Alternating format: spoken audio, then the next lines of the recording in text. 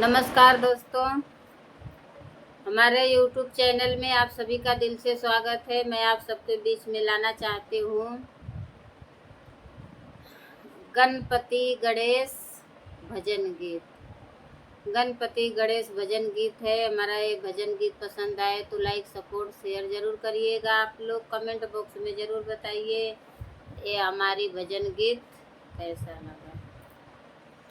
सपने में देखे सजनवा हो गौरी के ललनवा।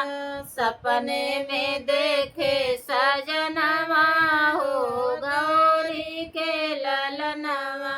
गौरी के ललनवा महादेव के ललनवा। गौरी के ललनवा महादेव के ललनवा। सपने में देखे सजनवा गौरी के ललनवा।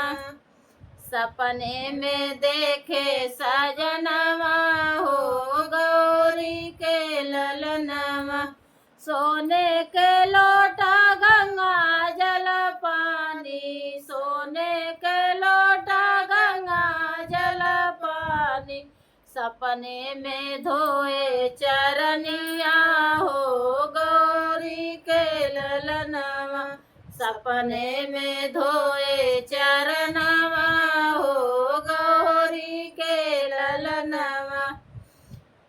सपने में देखे सजनवा हो गौरी के ललनवा। गंधाया मूल फूल चुनी चुनी लाए। गंधाया मूल फूल चुनी चुनी लाई। सपने में जेवा भोजनवा हो गौरी के ललनवा।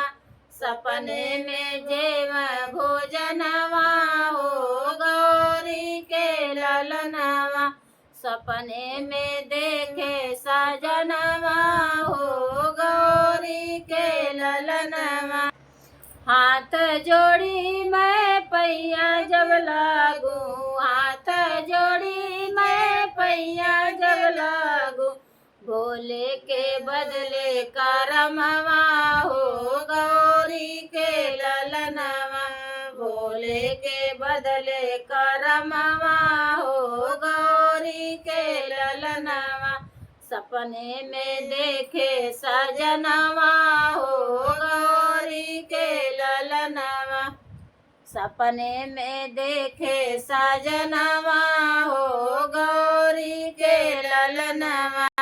सपना अगर पिया साकार होते। सपना अगर पिया साकार होता।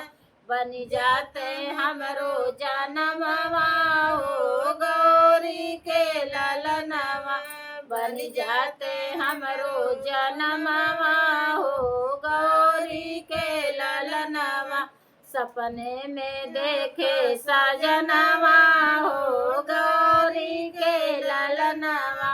सपने में देखे सजनवा हो गौरी के ललनवा।